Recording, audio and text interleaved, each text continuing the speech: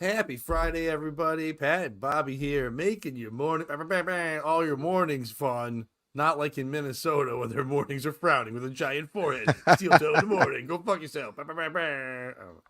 No one What's cares that I'm doing that. No one knows who we are. It doesn't matter, but we know who we are. Good morning, Bobby. Good morning, Mr. Oates. How are you today? Tired. I had a show at the casino. I got home around 2-ish, didn't fall asleep till 3, and we're ready to rock. Wow, you had a late night. I thought my late night was late when I stayed up till like 11 to watch That's usually a nice Coach late night. John Calipari fall. Boy, it's such a John Calipari move to only get beat in the first round by Oakland after a significant number of people have moved ahead of him on my list of most hated people. Like literally, he waited until like 6 people jumped him to make me happy, and that's typically a John Calipari move. I hope the man dies of a painful cancer.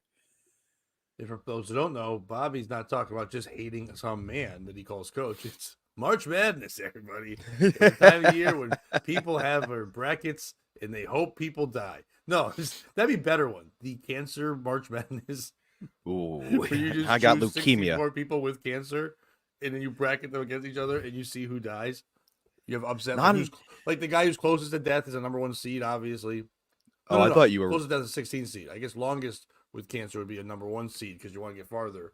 Are we seeing who dies first or who? No, because that no, you have to I see who thought you dies were last. doing the veracity of the cancers, and I was gonna be like, non-Hodgkin's lymphoma making a run. They make a run every year deep in the tournament. Are there 64? Do you think? I'm sure there are.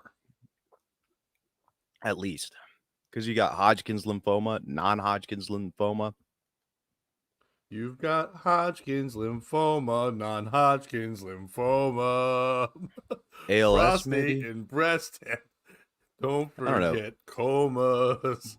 But do you recall the greatest cancer of all? Steel toe and morning show Oh, in shit. Minnesota. They've got cancer. No, sorry.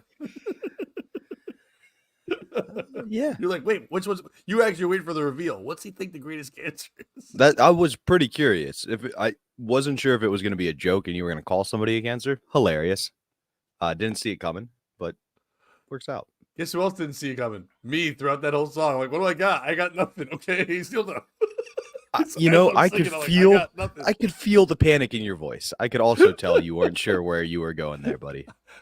All I really had was non-Hodgkin's lymphoma, and then after somehow I was in a coma, and I was like, that's I not mean, cancer, that's sleeping. it is typically how it works, though. Coma, death. Yeah, I don't normally have the late night like that. And when I do, I guess that's where one of my superpowers of not drinking comes in. A lot of times people like seem to have more fun than me when they're drinking, but like the fact that I have to drive back an hour and a half and then try to rewind and stuff.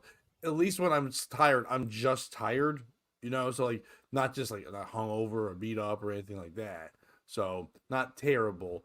We were supposed to go see Avenged Sevenfold. They were in with Poppy and then someone else at the With arena, who? and Dion had extra tickets, but we got there a little bit later because he was having car issues and shit. And by the time he could claim the tickets, he got comped. He was supposed to claim. It started at 6:30. He was supposed to claim by 8. We got there at 8:08, and they wouldn't let us claim them. So not that I cared to go see it. So I did start my set at 10 o'clock, going, "Who saw Avenged Sevenfold?" I can't tell because I don't see anybody's wrist bleeding.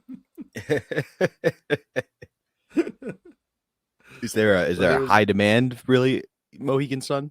We have to be real strict about these comp tickets. They're standing room yeah, only at which the is like Avenged Sevenfold concert. well, especially when you're literally you charge not comp, but you put in for the tickets. So like when you have them against your card, they charge your card. So they take away those points and that's money. You know what I mean? So like Yeah. if he puts in for those tickets and wants them and then cannot make it, you would think that since it's their money anyway, and the guy and you're giving him the points for the tickets because he gambles there, that you would give him those back. But after being on hold for an hour, like he had to sit on hold, walking around, play slot machines, and just waiting because they gave him the number right away. He argued it while the show's still going on, and they're like, nothing we could do.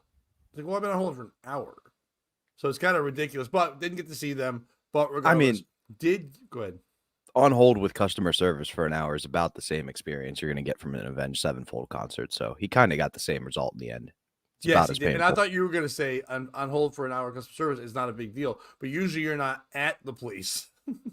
Yeah, that's my point. Like he basically Right. experienced that concert. He was literally live at like the bill collector. It's like, okay, I didn't know you could do that. But good show overall, was fun. And I was sharing with you off air, but one of the people performing, I host a bringer show, which is anyone can perform on as long as you bring people. And I make jokes sometimes. People will say to me, "How do you get on that show? Do I have to like send a resume, do whatever?" And I'm like, "All you have to do is bring people." One girl last night was saying to Frank, I was pretty excited I could do this. Even though she was on the show, she's like, I wasn't sure. I know Pat has met me before, so maybe he knew me. I didn't know if I needed a resume. And I kept saying to her, like, you just have to bring 4 people. And Frank's like, yeah. And she's like, yeah, but I'm sure you turn people away. And I was like, Hitler could have 4 people, maybe 6. Maybe we'd make Hitler bring 6, but he'd be able to. And she was like, oh, like I his got art some friends. And 6 I'm like, oh, millions in my pockets, and yes. She was like, his art friends. And I'm like, I don't know if that's funny. But anyway, so by saying that, one of the people on the Bringer Show comic is not, and I'm not comparing him to that, but if Hitler needed a lawyer, this guy might have represented him. Because a lawyer named Norm Pat, which here's the funny part too. So 2 days ago, I was hanging out with my girlfriend, and she likes to watch court TV. So in between some stuff, they were doing top 10 best judge lawyer interactions of all time, like craziest. And number 3 on the list was when Norm Pattis, this guy who performed last night, was representing Alex Jones in the case where Alex Jones got sued by all the Sandy Hook parents for all the things he said they faked and stuff, and he lost millions of dollars. It was in there by going back with the judge because the judge said, why can't you stop interrupting me? Why won't you stop? And he's like, are you going to say anything worth not talking over? Like, that was the interaction.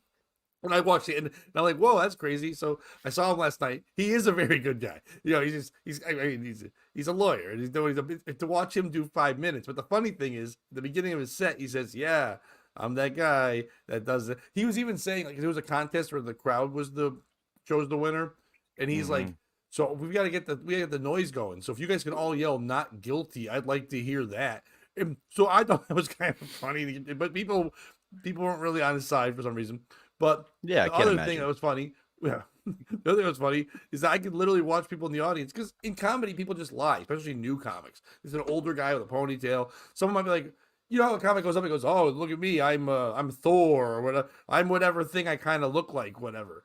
And yeah, when I go up and I'm like, I'm a heterosexual male. they're like, it's like for me, I'm like, I'm black. black. I'm a black woman with 6 kids. They're like, your healthcare matches up, but your looks don't. I'm like, oh, okay. Your cholesterol's the same. Yeah. But so this guy says at the beginning, I'm the lawyer representing Alex Jones in the San Diego. And we're in Connecticut too. It's even crazier to say that. And you saw people's faces like they didn't find it funny, but they're like, well, I wonder why this guy's lying about this.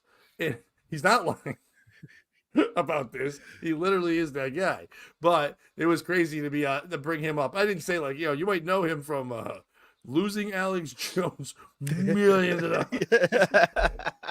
He says that in there too. So good morning, Aaron. How are you, sir? That would be a fun bit to do, though. Just you go up and say you're the lawyer from the Alex Jones case, and then be like, I know what you're thinking. Why is this man lying? And I have the same question for you. Why were all those kids lying? Man's innocent. Just really lean into it. This is the guy who represented Alex Jones, not in the Sandy Hook case, in the frogs are gay case. He argued that they weren't. They are not gay. They are straight as fuck. How many people do you think know who Alex Jones? If we're doing the grandma test that we've done before in the show, do you think in that current grandma, not like somebody from a long time, like right now at today's age, like someone's grandma or anyone family, if I go to anyone in the grocery store and said, do you know who Alex Jones is? Now I'm not saying they're gonna know everything about him, but are they gonna go, yes, I or at least go, yeah, I know who that is. Isn't that like a conspiracy guy with his about like what 75% of people? I was literally gonna say 70. So yeah, I would think about 3/4. I was talking about somebody about that. They're like, I don't know if they know who he is. I think they know who he is. I think because when you get to that level of the world trying to cancel you, I mean, I'm not going to get into a whole conversation on that lawsuit in the case and like how I don't really think that should have ever been a thing. But if we don't have millions of dollars, how do we cancel somebody that we want to get rid of? You put them in a thing where people with the most ability to be victims ever are against you, so you can fucking tell that person to fuck off forever. Because if the government did want to get rid of somebody, that's how you bury them. You're saying, like, because of all the crazy things he said, and it's freedom of speech. It's talking, like, whatever. It's insane. It's like if we kept bashing Charlotte the Stingray's birth all the time, and then at one point Charlotte the Stingray fans came out and sued us because they felt like it emotional trauma. Like, I'm not comparing Charlotte the Stingray's fans' trauma to the people of Sandy Hook, the parents and their kid. I'm not comparing that pain. I'm just saying neither one of them are going to stop you from getting coffee today. That's all.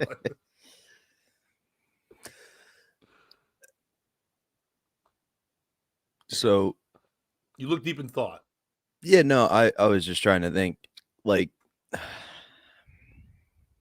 it's tough to be Alex Jones' lawyer because you're defending the crazy things someone else is saying.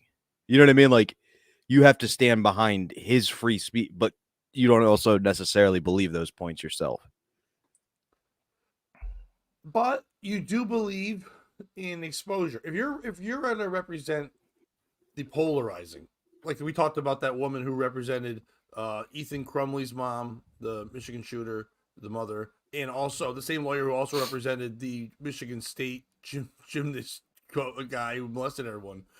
You know you're not winning that. Now you know you're going to get huge exposure yourself out of it, and you're going to get a paycheck because these people need a lawyer. You could charge them more than you charge anybody else because they need someone to represent them, and they'd rather at least get someone high pro. I think at the end of the day, what you're trying to do is get some light on yourself as the person that did the wrong.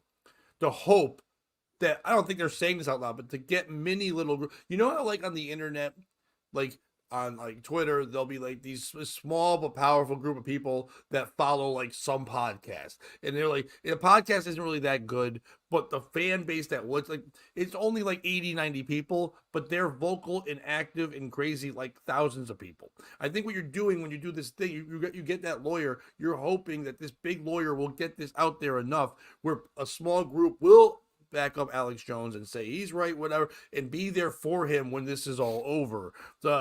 Not saying that the Michigan State guy was doing that and wanted people. Good morning, Stormy. But new Mike Bobby, that's his name. Oh, it is a new mic. I'm trying to sound like Pat. Yeah. Oh, well, you got to start smoking cigarettes and drinking glass, baby. You'll be there soon enough. But not that the Michigan State, but he was trying to get like any kind of people in support in some way, because if there is any like push at all, it can lessen the millions of years you're going to do. Instead of doing 6 sentences, you're doing 5. You know what I mean? Like, it's not great, but it's still something that's usually what they're going for. And then so you get someone who's over the top or crazy, like this guy Norm Pattis yelling at judges during that case or whatever for a couple of minutes. It wasn't just him as a defense team, but for a few minutes during that court trial when it happened, people were getting mad at Norm Pattis and not being mad at Alex Jones. You know what I mean? It's like you actually could draw that away. You're doing something. That's who you kind of want for that. The reason why the Johnny Cochran whole thing with OJ was so big is because that was a celebrity superstar team. That wasn't the greatest lawyers. It was just the hot shot guys who didn't mind the attention. And were able to make OJ look like the good guy by making themselves look so bad by having that horrible family of terrible daughters who broke Kanye's heart. Brought Kanye's heart. Made you forget about their father, who was the only accomplished person of that group. Robert Kardashian. Yeah. I was, you know what I mean?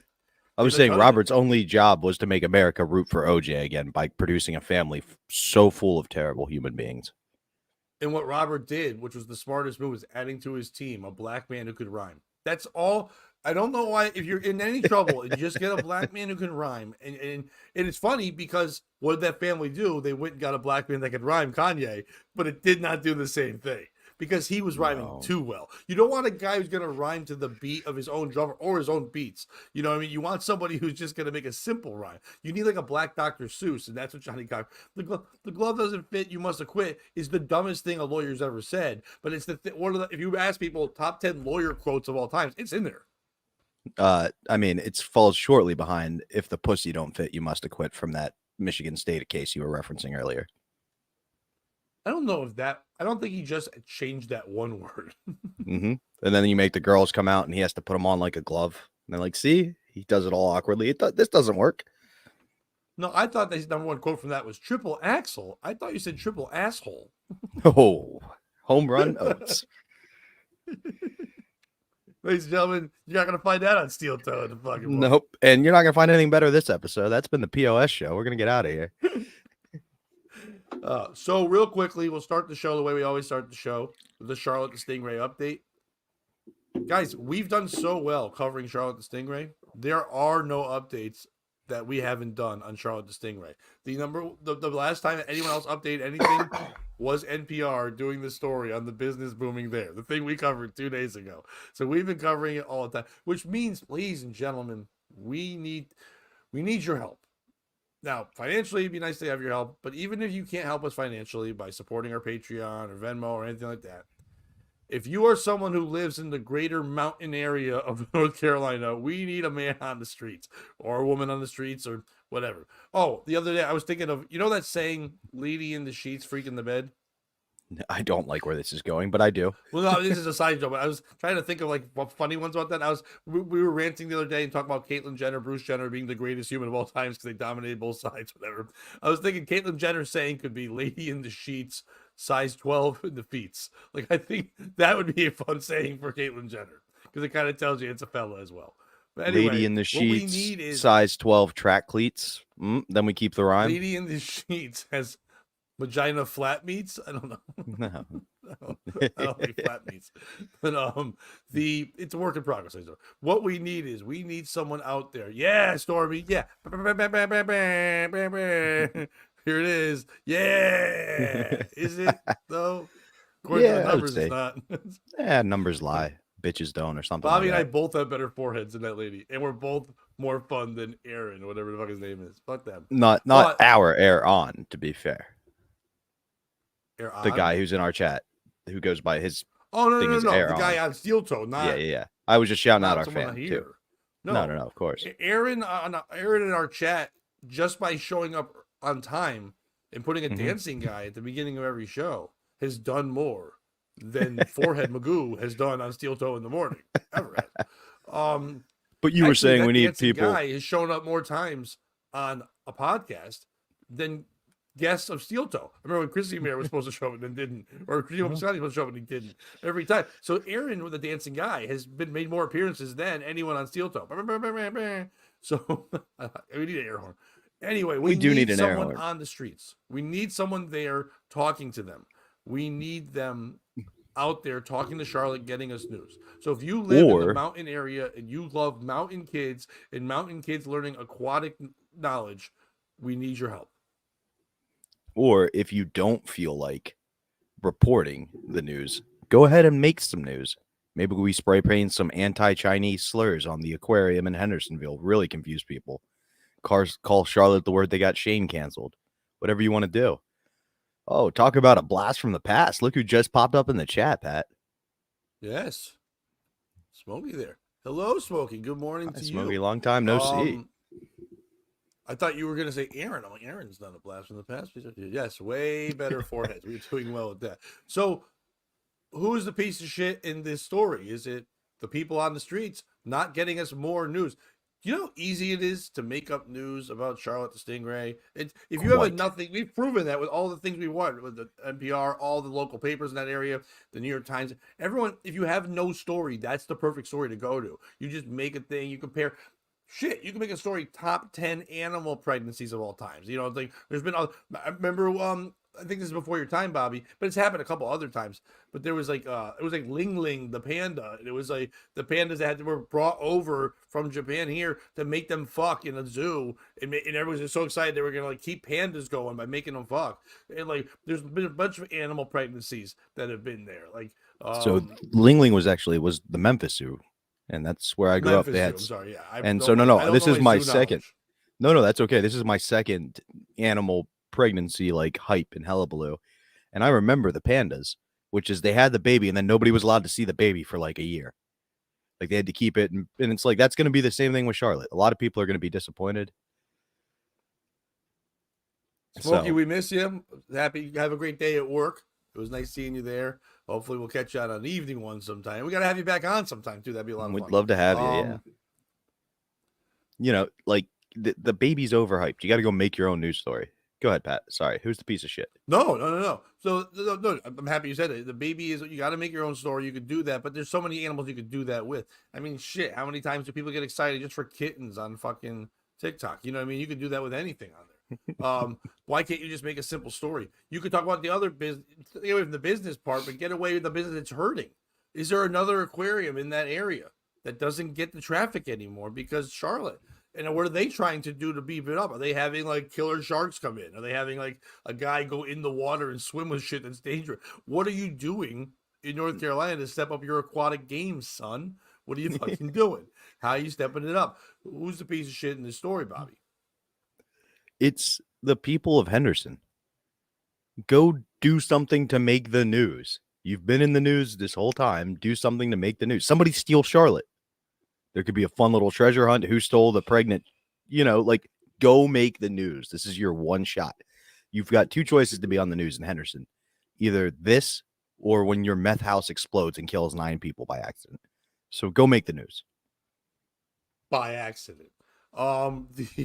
The back in the day, and I don't think this plot happened much more than maybe in the early 80s is about it. One of the big plots in a fun sitcom, like a Brady Bunch or something like that, was when a rival school was playing against the people of the show's kids' school.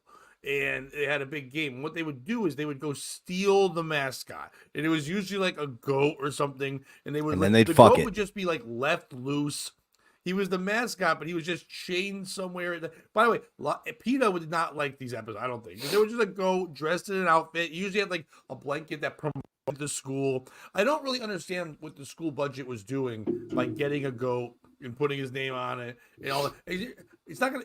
The kids that go to that school have to go to that school. It wasn't a private school ever in these stories, so it's not like you needed a good goat promotion to get people to go. It also, I've played sports, Bobby. You played sports. A goat's opinion on what I was gonna do did not matter. I never thought, is the goat gonna be out there? Even when they get to college levels, and they're like, hey, how about that fucking giant cow that Texas has? Do you think he's pumped? I think that's insane. Or like when Florida State used to have like the eagle come down, then like a Native American would battle him or some shit. Like I don't know what that's doing for a football game. And if you need that at the beginning of your football, you don't like football. It's kind of like when I say men who like feet don't like actual women, because like you've got vagina right there. You got football. You don't need a goat. You don't need to steal it. But yes, Bobby, what that would work is in a battle of aquariums. You do steal their mascot because what are they known for? Water Their animals. mascot. So if you steal their biggest prize, then who's next? Just the sharks alone? Just literal Shark Tank?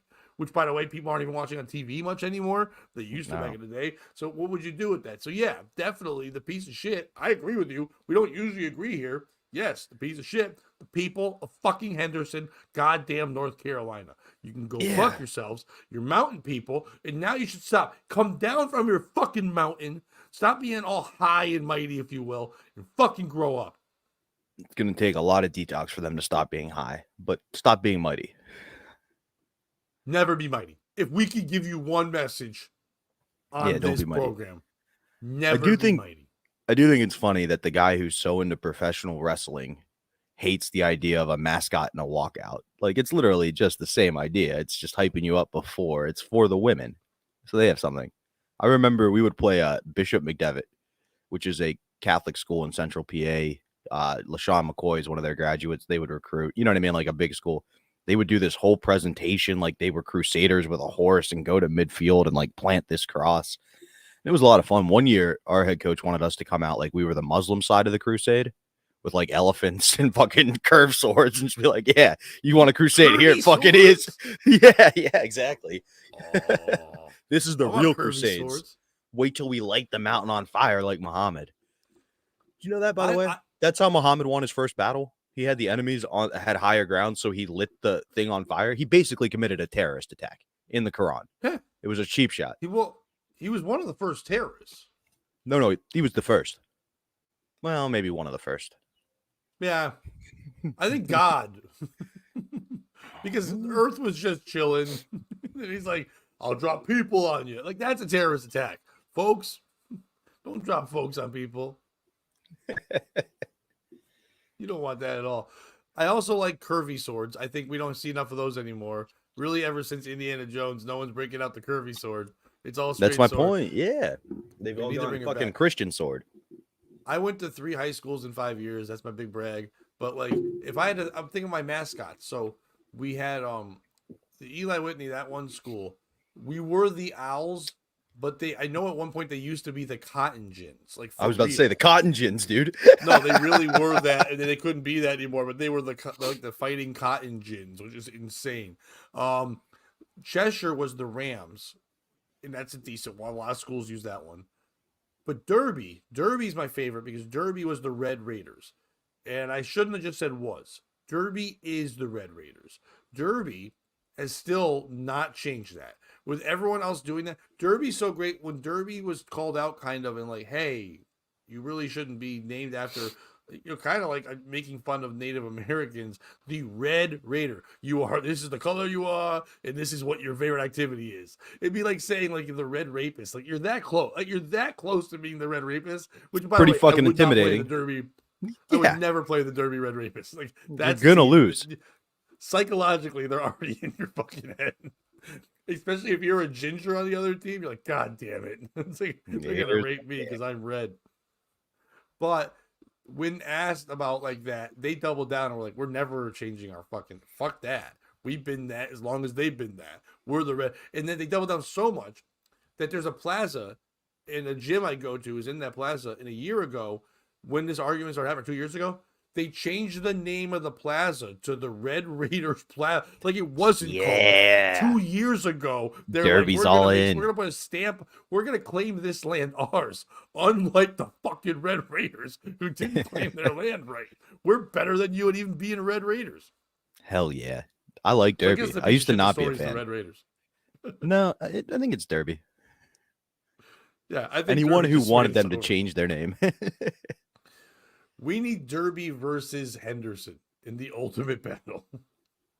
Well, I'm so happy you said that, Pat, because I have kind of gone down a rabbit hole on Instagram. Okay.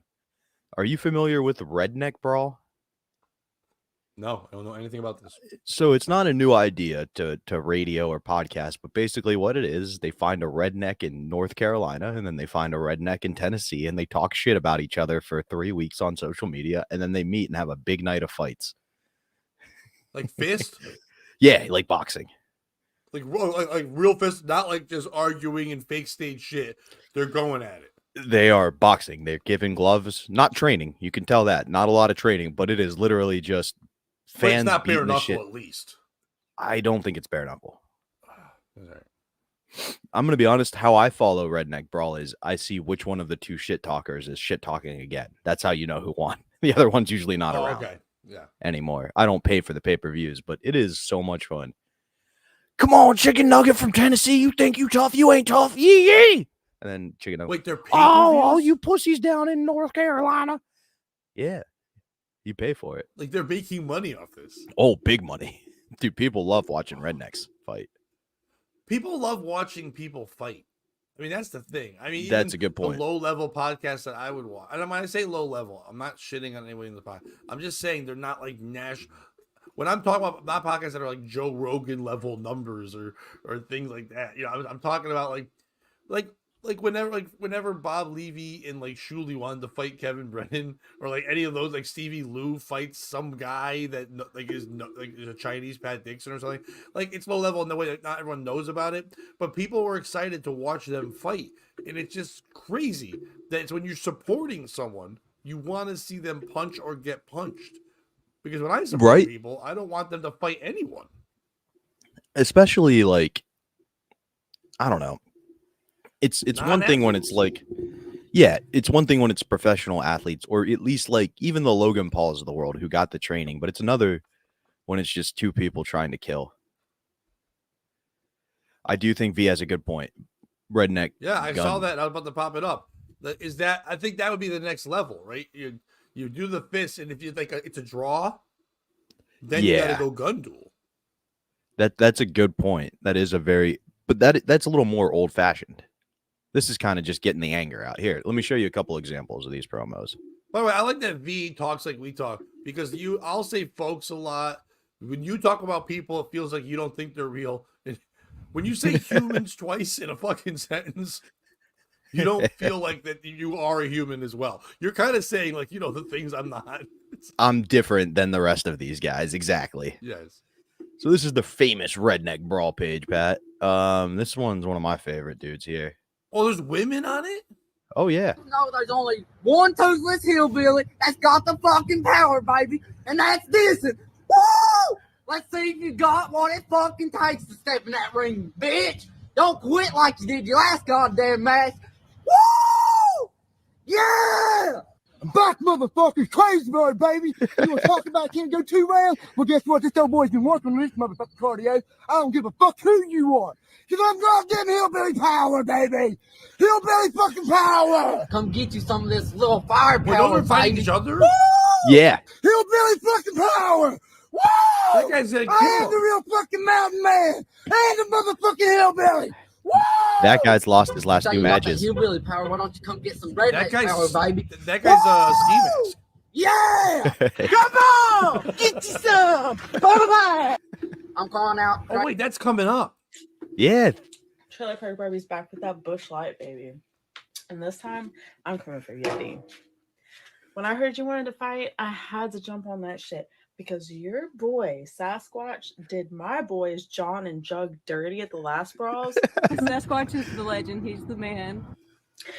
And since I obviously can't fight Sasquatch, can you pause? I'll just take my revenge out on you. And how I could try. beat a bit. Who?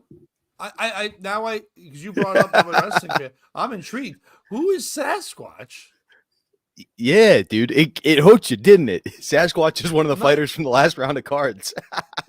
Right? Like I would think, because now they're only doing when women argue, usually the woman, there's another one behind a man, and the man can kind of like get involved in that shit. You're telling a story.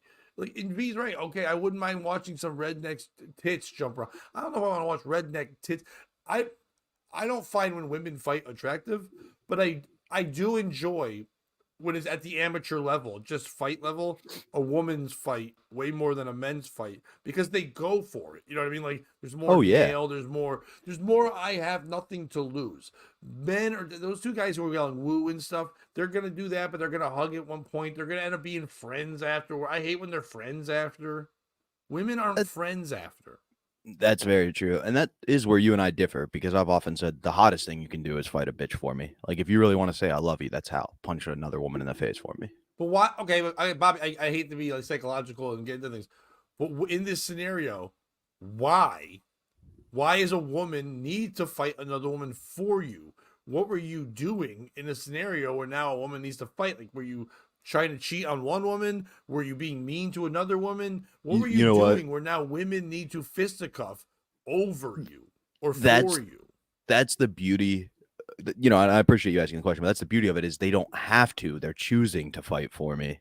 And it would usually just be like something if somebody was talking shit and you can't hit a woman, but a woman can hit a woman for you. No, but that's what I'm saying. Like, why is this woman, hypothetically, talking shit to the point where another woman goes, Bobby, don't worry, I'll silence her? What was happening where this needed to go down? I don't know. I was probably engaged in some argument with her boyfriend or something like that. And then they were tweeting out comments or shit like that. And it's like, yeah, maybe I can't knock you out, but I know people who can. For a second, because I just heard word for word, I thought you were like, probably because I was engaged. I'm like, wait a minute. Oh, no. I'm like, so now another one wants to fight because you were one time in love? I'm like, damn, Bobby, you got it good. I mean, you know how it goes. Hey, Harry Zoe, welcome aboard, my man. Today, Harry Zoe, we've seen you in here. You're the Got Milk guy. Well, you do got milk. Yeah, I know everyone's writing. She's explaining why, but we weren't listening. Are people finding this woman attractive? Yeah. That woman? Yeah, most of our fans, Pat, would be subscribers of Redneck Brawl. So I would imagine they did. She's not trash. See, Look at I've that. never liked trash. Them titties ain't trash. Pat, you live in Connecticut. Yes, they Any are. woman you've dated in life has been right absolute now, trash. in the way you said that, I will say it back. Them titties are trash. Those are trash. It's a trash woman. That lady must smell like things that you like. You ever go This to is the like a voice of bodega experience. in the back area? They obviously mop, but they didn't use like cleaning fluid. They just mopped what was on the ground, and then the Yes. bucket is there. And it's near the bathroom. When you go to the bathroom, that bucket has that water, warm, weird smell. I'm sure Absolutely. that woman smells a little bit like that. Side note, dude, 2 Russians took over the gas station I go to every day. Like there are 2. There's the Indian gas station, but it gets busy in the mornings. So sometimes I go down to the other one, and it used to be run by Hispanics, and the Russians took over, and now it smells clean. Like they have turned this store around. And one of the girls that I'm friends with is not happy. She's like, they're always yelling at me to do more work. And I was like, well, it is cleaner. Like, I'm not going to be on your side here. I like this. Yeah, and I just gave 2 reasons. Yeah, them They're trash titties. and they stink. I do feel like you might be protesting too much because you are from Connecticut, where I assume all the women have fought in redneck brawl. No, our rednecks are only in certain areas. They're wherever a festival is. Like so, Durham Fair in Connecticut is like the thing close to the Big E Fair. So like in that area, there's like farms and things. But if you're like Greenwich or you're like West Hartford or you're Avon, there's no redneck people at all. But like the most redneck would be where the casinos are. Because before there were casinos, it was basically just meth labs in the woods. And then like so they built that there because it was all woods and shit. And now people have to like kind of those people now work at the Walmart or the submarine base or the casinos. But they have like Hills Have Eyes looks. So they're still out there. If you build it, they will come. And I don't we think met we've right had next to the casino. You know what? I think we did have Hank on years ago, but I got a buddy I can reach out to, Planet Hank. He has check out his podcast. He supports bare knuckle fighting. Yeah, dude, we should have him talk about redneck brawls. But I'm saying we should have him on and talk about this since he's got people on anyway. So I'll reach out to Hank and see if he can come on. Hank's great. Right. If you go look up Planet Hank, dude, he's got. He also in his spare time, if he finds out someone in his town is a pedophile, he chases them around with a fucking camera and he yells at them, "Why are you a pedophile?" So Planet Hank is a good man. He's a tough bro, but I think he's a former military. He's that. Oh, those guys usually end up. They're fun for our show, but Brandon, him, whatever. But like. So are we finding a piece of shit in the redneck fighting? No, I just thought you would appreciate it. There's some classics there. We'll do a deep dive one episode into redneck brawls. I think that should be something we deep dive on the evening show. That's what I meant. Yeah, it was more just a teaser. It seems like the fans were into it. We'll definitely do it for the late show. But if I'm going to find the piece of shit in that story, it's me. The fact that I was right away high horsing it. I was being like mountain people. I was acting all high and mighty, saying I'm above women fighting. And as you pointed out before, I'm excited because next weekend is WrestleMania. How dare I be excited for WrestleMania, but I can't be excited for fucking Trashmania. And you do love a story, and it seems like there were some actual stories in here. It's not just like when Barstool would do their fans fighting. Yeah, fuck the government. All a bunch of pedophiles. I don't think he's looking for him. Dude, there was a guy on the show like front row. Older guy, probably in his like 50s to 60s, gray hair, smaller, Jewish looking guy, looked a lot like Jeffrey Epstein, with a girl who was like 20 years old. And right away, I'm like, well, and then of course I make the jokes. They're like, we're father and daughter. I go, that's what Jeffrey Epstein used to say. And then I made a couple more jokes about that. They were laughing at one point. I said some kind of joke about the island thing, and he goes, ouch. And I'm like, that's what the women said. And everybody's like, yay. So yeah, I'm the piece of shit always and forever. I guess neither one of us has really shared this. I've shared a story that there was no story. You shared a teaser for another thing. So I guess I'm first, right? Is that how we're doing this?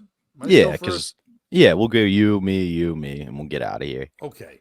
You know what? I like when you do the thing where you get to choose. So I want to do the thing where you choose. Do you want adultery? Yep. Divorce? Or fatties? I mean, it seems like a woman being fat leads to adultery, which results in divorce. So let's start with the fatties. In the words of Bobby, that's the best it's going to get, ladies and gentlemen. We'll see you later on. So you want to start with divorce, then? Let's do fatties. Fatties. Okay. Yeah. And our fatty story which is not exactly fatties, but whatever, close enough with for the term. Oprah Winfrey shares the greatest lesson she learned after filming Ozempic special. Oprah had Wait a second. talk thing about, This bitch got an Ozempic comedy special. She just it's a 60-minute special of her just talking about Ozempic. That's you know where we're what? at in the comedy As much game. as I wanted to like it, it's probably better than Brian Simpson's one that came out the other day. Jesus Christ! But anyway, I wanted to like that. It was about 12 minutes too fucking long. Anyway, you can't do it. You can't end your show on a 10-minute bit on why guys are gay sometimes. Like, you know what? You're better than that. Too many guys are. Anyway, the talk show host focuses on the impact of anti-obesity medications in the new program after confirming she takes one herself. But first of all, I don't think anyone's shocked that Oprah was taking meds to lose weight. I don't think anyone really remember when that bitch was yelling like bread, it makes you lose weight. I love bread, like all fucking day. Oprah is a great cult leader in the sense where she can draw a crowd, but also a great cult leader in the sense where everyone that follows her is a fucking idiot and they end up doing dumb shit. You know what I mean? Like they buy her eating magazine, bread. they drink the Kool-Aid or the bread, whatever the fuck it is. But what I like is this story didn't catch my thing because Oprah's fat, not fat, all that shit. That shit happens with her all the time. It's where we find out about it. Appearing on CNN's, I'm not a big CNN watcher, so I don't know the show. The last time I watched CNN, I think Larry King or Piers Morgan was on or something. You know what I mean? Like, it's been a while. But there's a show on there. Are you familiar with the King Charles show? No. All right, so if I said the show is called King Charles, Mm-hmm. What do I think it's about? Who do you think hosts it? Probably King Charles. No. Oh, Gayle Piers King. Morgan. Gayle King. So you got the King part, right? Wait a second. I think the royal family might have some issues with Gayle King doing the King Richard show. Just throwing it out there. If you think they have issues with that one, I'd like you to guess the Charles. Dickens. Barkley. What? Gayle King and Charles Barkley have a show on CNN called King Charles. Okay, why are we not watching this every day? I didn't know it existed until this fucking we article. need to go this find morning this when I read fucking thing. show. This needs to be a thing we now deep dive into. There's got to be quotes like crazy from this goddamn show. We were worried what to do after Charlotte. Winfrey was a we guest know. on it. Winfrey was a guest. She got candid about some of the more surprising moments from her ABC News special titled An Oprah Special, Shame, Blame, and the Weight Loss Revolution. Why did she not call it Shame, Blame, and the Weight Loss Game, by the way? Fuck, what the Jesus Christ. The rhyme's right there. Where's Cochran? Dead. Oh, yeah. They're The like, greatest Johnny reward would have never from let doing this the special, fly. she said. Oh, go ahead. Sorry. No, they were like, Johnny would have never let this happen. He would have found weight game. No, he would have let it happen. Oh, happy birthday, Terry Nee. And Stormy, and Stormy's birthday, and Oprah, and Charles Barkley, and Gayle King. The greatest reward from doing the special, she said, was learning how weight stigma impacts men as well. So now this article covers Oprah's new discovery. Breaking news. Men also don't like being fat. This whole thing is about Oprah understanding now that she thought just women cared about that, and men never cared. Now, if I'm going to say this out loud, and I know a lot of women will say, well, men are allowed to get away with it. They might be allowed to get away with it more than women, which is true in the public eye, but it doesn't mean up here that men get away with it more. The men get just as sad, even more so, when they think that the only thing they have going is not being fat. Like, if they have no personality, they're the guy at the bar that knows weird shit, whatever, but at least when they're not fat, they have a chance at someone taking them home when the person's all fucked up or they need something from them. You know what I mean? But once they're fat, they're the fat guy at the bar, and then they'll never go home with them again. That ruins everything for them. Like, and she goes on to talk about, I always thought if you're 100 pounds overweight and you're a guy, you're not going to be ostracized the same way a woman being overweight 100 pounds is. First of all, Oprah, I guess you really don't know your people. Because if you've ever met black men, they love that. They love 100-pound overweight white women. That's their favorite thing of all times. They love it more than anything else in the world. The fact that you would think that a 100-pound man, if he doesn't have more than his weight, if a guy's supposed to be 180 and he's 280, and you really shows in his face, a big fat woman always has a better chance of getting laid than a big fat man. Every time. If you take away popularity or money or whatever, if they're just on the same playing field, they have jobs where they make $40,000 a year. That guy's going to go home alone for the rest of his life unless a woman stops being picky. A man will always fuck a fat bitch every day, all day, if they're in the mood. You're not. Are you waiting for an argument here? I did fucking not. with You had to look 100%. like maybe you were going to argue. Oh no, me, no. but I'm not. You're preaching to the goddamn choir. I'm getting ready to tee off on Oprah here. This choir's fat as fuck. Choirs are Yeah. fat as fuck, too. Exactly. An expert on the special also taught Winfrey a metaphor that helped her better understand how obesity is a disease. It makes people gain weight and require medical treatment. By the way, Oprah's been battling weight for fucking 40 fucking years. Finally, some guy's like, I got a fun riddle for you that'll make you understand it, you stupid bitch. Oh, I get it. It's like your cholesterol and diabetes is under your chair right now. You're having a heart attack, and you're having a heart attack, and you're having a heart attack. Your toes are the color purple due to lack of blood flow. Yeah, the one thing they can't find in the color purple is her veins. By the way, thank you, Dominic. Bobby also say thank you to Dominic. Thank you, Dominic. Dominic they made a nice little donation to you and I to say good morning and everything, and I appreciate it, buddy. Oh, my man. Something she struggled with until she started taking a weight loss medication. When the doctor said on the special that obesity is like holding your breath underwater and trying not to rise, to me, that's the greatest metaphor. Holding your breath is the greatest metaphor for being fat. Now you realize that maybe, but here's the difference. If you hold your breath long enough, you will die within minutes of that decision. If you eat a lot of Twinkies, you will not die within minutes of that decision. You may eventually die, but at least you would have. I think the sweet taste of a Twinkie would be more euphoric than the sweet release of death through your eyes as you're holding your nose underwater. And by the way, you're not going to drown if you're fat, because if you're super fat, you're wearing a t-shirt, and that t-shirt will pull your body up when water gets underneath it, and you'll be safe. So you're saving yourself by being a fat fuck.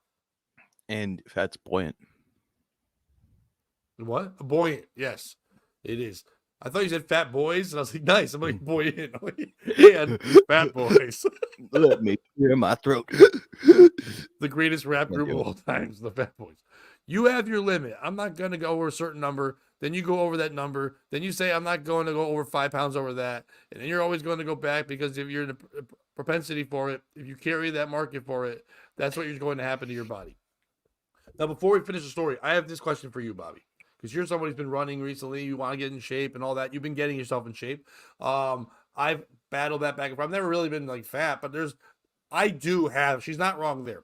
I do have a number. There is a number that if I get in a scale and I go, I'm this weight, I'm like, I got to get shit done.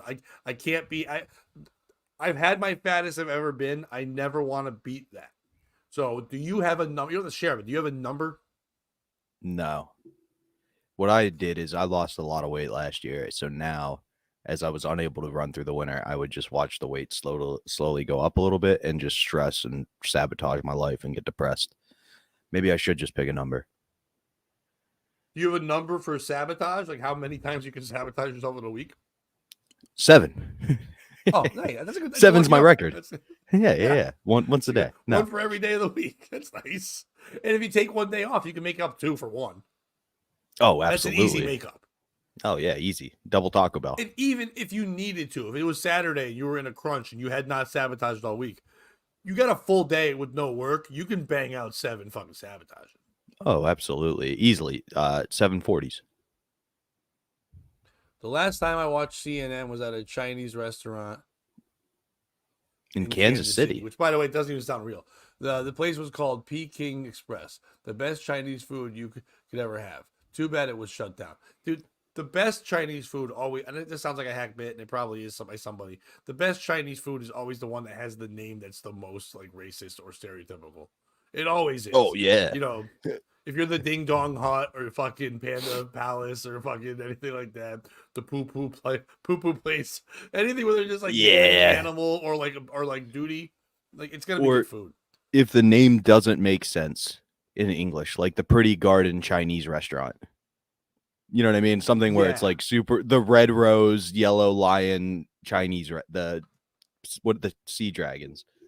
Yeah, the was pretty he garden is usually in the worst area of a city Oh, absolutely. where You there's can't. no garden, nothing pretty. It's delivery only, and the only reason the delivery boy gets a pass is because he also serves all the gangsters food. But you were saying Did you know how about old Oprah is, by the way? 89. 70. Wow, I that thought she bitch was looks older. terrible. Yeah, I thought she was 89. She looks rough. All right, Like can you guess RUFF, like a the dog. percentage of Americans that have obesity right now? 52%. 42. Dude, you're fucking nailing it with the twos, though. Like, that was pretty good. Yeah, I That felt the percent, two. Good job. So This obesity is a special weird explains thing. how. Oh, go ahead. No, obesity is a weird like category because it's about like BMI is bullshit. We all know that. Things like that. So obesity is a weird measure. But go on. I'm sorry. I didn't mean to interrupt. No. I don't think it's a weird measure. I think it's the only. You can't just measure it by saying you're a fat piece of shit. I think you do need, even though BMI might be bullshit, you have to fake some kind of science to call someone fat. You can't just be like, you say the doctor says to you, you're obese, and they go, why would you say that? He's like, look at you. Like, that can't be the answer. Yeah, that is how it is. Like in genetics, before they were able to scan DNA, they would just look at you and be like, nah, you have this disease. You can do that with obesity. Here's new test instead of. Go ahead. It's kind of like when they were like, can you define something that's inappropriate for the public or that's vulgar? And the guy was like, I don't know. I can't define it. But when I see it, I'll tell you. Like, I know I can't define obesity, but when I see it, I can tell you. Yeah, I think they should get away from BMI and then do the test. A comic I knew back in the day, Mike Colella out of Rhode Island, used to do a joke. He said, if you want to know if you're fat, look down at your shoes. Because if you tie them and the shoelaces are off to the side, you fat as fuck. If they straight up and down, right there, you're not fat because you can reach over your belly. That should be the new BMI. You just look at your shoe. And you got Velcros on, you fat as fuck. It's like, yeah, or maybe just let me decide. You send me a picture and I'll tell you if you're fat or not. Like Karen this Carpenter. is a good diet fat plan. bitch. Dominic's helping with diet plans. A number 3 hard shell with no tomatoes and a large Mountain Dew and some cinnamon twists from Taco Bell while I'm looking for a good bowel movement. Yeah. That is huge. So obesity. Sorry, Oprah. Oprah went on and on to talk about how she couldn't believe that men can also be fat. Toward the end of the 1-hour program, Winfrey got emotional and she recalled how she used to think of herself and her weight for most of her life before she understood that obesity is a disease. You no longer blame yourself.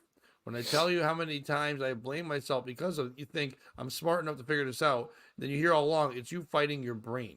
She also recalled how she starved herself for 5 months before bringing out the infamous wagon of fat on her talk show in 1988.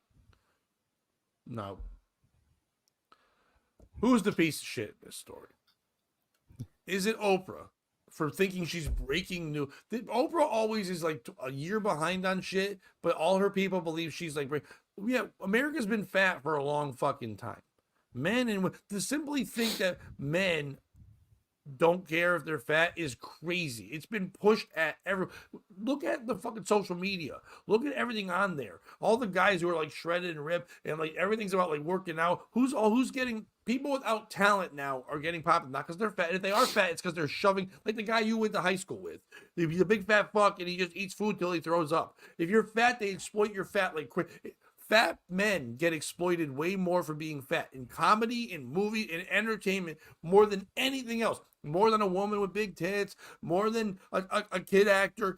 Fat men get exploited for being fat men more than any other group of people there is. Because you go, they're jolly and they're fat and they're fun. We can keep calling them fat, isn't it? And then now we got to the point where like you can't body shame. You body shame men. We still body shame men absolutely. all the time. We body shame short kings. We body shame fatty fats. We do it all the fucking time. Women, you can't do it, but men, you do it. So Oprah, you're done with that. You're covering all my points. Charles Barkley and fucking Gail King for having a show. And the only thing we know is that it got mentioned Oprah was on it. The rest of that article does not mention one thing from that goddamn show. Is it them for saying, hey, Oprah, if you're going to get talked about, can you at least mention it on our show? The Gail King and Charles Barkley show called King Charles? Is it the royal family for not suing for King Charles? That is not you. He literally is the king now. Like, did they wait forever? Because they're like, we can't start this show till Queen Elizabeth dies. There's no point in doing that. We need the actual king. You could have been King Charles, and people would have gotten it anyway. Chuck was on actually a king. Chuck was on the NBA on TNT, like, y'all just enjoy this because the minute that queen dies, I'm fucking out of here. Is it Larry King for not suing them for saying, "Hey, I was the only king on CNN. You can't also be that." Like they were this. If they at least they went King Charles. If they went Charles King and someone thought it was like Larry King's son or something, and then they tuned in and saw that he and Haw on that show, they would have been like, "What the fuck is this?" Is it fat men for not standing up and yelling more? Women rights, they get out there, they have signs and stuff. Fat men speak out against Oprah. Well, Oprah's trying to white knight them. I guess she wouldn't be white nor knight, but she's trying to say that about them. Remember when she used to fuck Stedman? He was a fat guy, and he was sad. How do I know he was sad? He was fucking Oprah. Of course she knows that. Who's the piece of shit in the story, Bobby? I mean, it's obviously Oprah. 1000%. Fat men have it much harder. Like you said it with body shaming and everything, but the idea, like Lizzo, you aren't allowed to attack Lizzo for her weight. But when Jonah Hill blows up to 400 pounds in between movies, everybody mocks him and they're laughing at him. It's 100% a double standard. If you walk around at Dick's Sporting Goods right now, they've brought in fat women mannequins so women don't feel like there isn't representation of them. Yet you walk around, every dude mannequin's biceps is the size of my head. Like we put so much issue out there for men. You're right about fat women getting laid, but also just being respected. Like, oh, she's making her life choices. Whereas if you're a fat dude, people mock you relentlessly. There isn't the movie Hitch is literally just a fat dude gets a hot chick. And it's so funny that would happen. So for me, the piece of shit's Oprah. Women have it way easier. You're accepted at whatever size you are. You're accepted how you are. Like the body image issues are a real fucking thing. And yeah, everybody has their number and all that, but like it's not a disease. And you should be mad at yourself because it is you who's choosing to eat. I caught on. Saying it's a disease. Listen, calling any addiction a disease to me is wrong. And I get people are saying alcoholism could be that, but I don't know. You only found out you had the disease because you decided to have the thing. You know what I mean? No one day is like, I'd like a bowl of AIDS, please. You know what I mean? Like they don't just get AIDS. Like something like a led up to the thing, but they don't just all of a sudden have that. If someone becomes an alcoholic, it's not like they were. You can say like, well, it was in their family.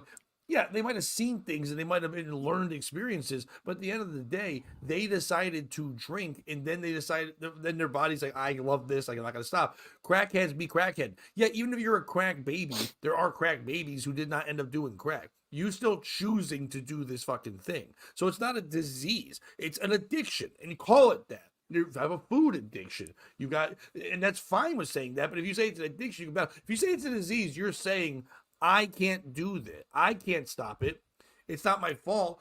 I was born into this, and I need doctors and medical teams. I can't just do it on my own. An addiction, you're supposed to battle on your own with like support groups and things like that. But a disease, you just hope everyone feels for you, and that's what I feel. It's a victim fucking thing. Yeah, absolutely. I don't know how fat you were. I was very fat. I was 100 pounds higher than the number I am currently at one point, and it's like you make the choice yourself, right? You can't. It would have been real great if the doctor was like, here's a shot that makes you lose the weight. You don't ever have to do anything. Don't put any work. But then the results are much more enjoyable when you put the work. It's like anything in life. Like when you put the work in to lose the weight, you feel good about it. If you were just taking a drug where you shit off the weight, you probably wouldn't feel that great about it. It wouldn't be that long lasting. But the reason you have that number, Pat, you just said it, was because you don't want to go back to where you were. You know the effort it took to get down below that weight. You know what it took, the discipline and everything like that. So now before it completely slides away, you check back in, and people don't want to do that. And the issue is men, sure, they get a pass in the sense that people aren't like, oh my God, dude, you need to change now. Whereas women might get but they don't get a pass in the bedroom. If you're Patrice and you're 6'10", fat and black, yeah, you might be able to get fucked. But if you're 5'6", fat and white, it's not happening. And the worst part is then when you lose the weight and you realize it was just the shitty personality underneath all along, and that you're really just a terrible human being, and you probably aren't worthy of love, and they're going to die alone. That's the best part. So for me, it's Oprah. Fuck that bitch. That is the best part. That is the silver fucking, the silverback lining, if you will. Oh, absolutely. You said something the other a piece earlier. Of shit. Oh, sorry. Go ahead. No, go. Oh, I was going to say the other piece of shit is me for not realizing Eric Nagel got brought out on the Oprah show in 1998. Maybe I should have cut you off. Anyway, it's like D-Rock's a good man. Wagon full of fat. The not compared to he's not 100 pounds overweight. The you brought up something a little bit earlier, and you were saying how women to men, and how we feel for them in different ways, and how men get shamed more and all. And it made me think about anytime there's like a Lifetime or like one of those feel good TV shows about a woman having to overcome like obesity. How does it always start? Or even like a movie, let's just say like a Coen Brothers type thing or something like that, where they're going to talk about that. That fat woman, what's her issue? Her issue is she's not being respected and loved by her husband, because her husband or her boyfriend is shaming her about being fat, and then someone else falls in love with her for who she is and not being fat. But when you do a movie about a fat guy, he doesn't have a wife. He's alone.